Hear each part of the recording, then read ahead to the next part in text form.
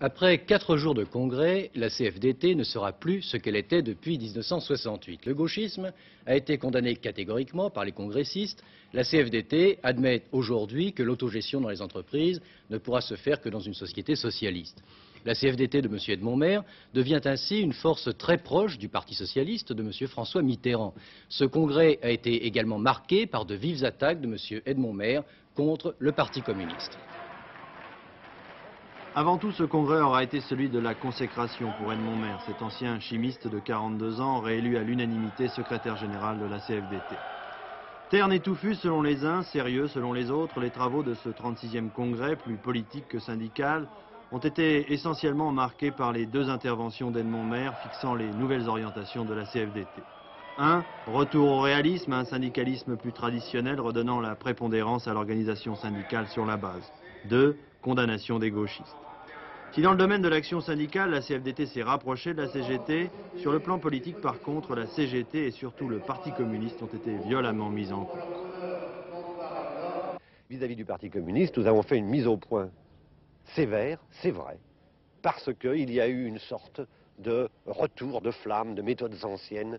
À la veille de notre congrès, un membre du bureau politique a dit que la CFDT, par ses positions sur l'autogestion, se plaçait dans le camp de M. Pompidou, dans le camp de ceux qui licencient les militants syndicaux. C'était vraiment très excessif. Nous avons réagi vigoureusement et nous devons dire que la réaction du Parti communiste ensuite, enlevant justement la partie un peu stalinienne de ces réactions d'avant-congrès et rappelant les divergences mais disant continuons à débattre, eh bien correspond à notre souci.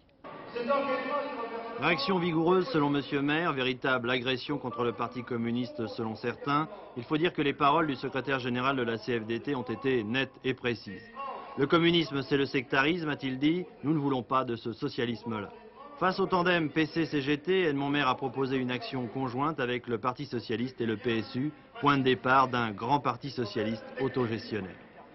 Du côté du Parti communiste, on ne semble pas vouloir envenimer les choses. Toutefois, on parle d'un mauvais coup porté à l'union de la gauche.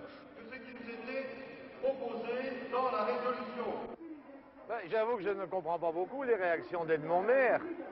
À la dernière session du comité central, j'avais posé un certain nombre de questions sur les problèmes de la démocratie ouvrière, du développement de la démocratie dans la société socialiste. Or, aux questions que j'avais posées, Edmond Maire répond par l'invective, ce qui veut dire qu'il ne veut pas discuter avec nous. Peut-être Edmond Maire n'a-t-il pas la conscience tranquille. En effet, en y regardant de près, j'observe qu'il a été obligé de procéder à des révisions déchirantes au cours du congrès de Nantes.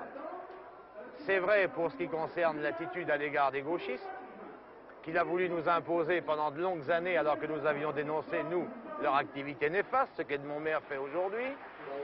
C'est vrai à propos de la conception des luttes dans les entreprises, du rôle des syndicats. Sans doute Edmond Maire a-t-il voulu masquer ses révisions déchirantes derrière un anticommunisme grossier. Néanmoins, ce que je retiens, c'est que sur les problèmes dont je viens de parler, Edmond Maire a dû avancer, ce qui devrait en réalité faciliter l'action commune, et c'est ce que nous voulons. Et je pense qu'un jour ou l'autre, Edmond Maire devra venir à la discussion sérieuse avec les communistes, sinon il faudrait tirer la conclusion que l'autogestion n'est qu'un prétexte à la division des forces ouvrières et démocratiques.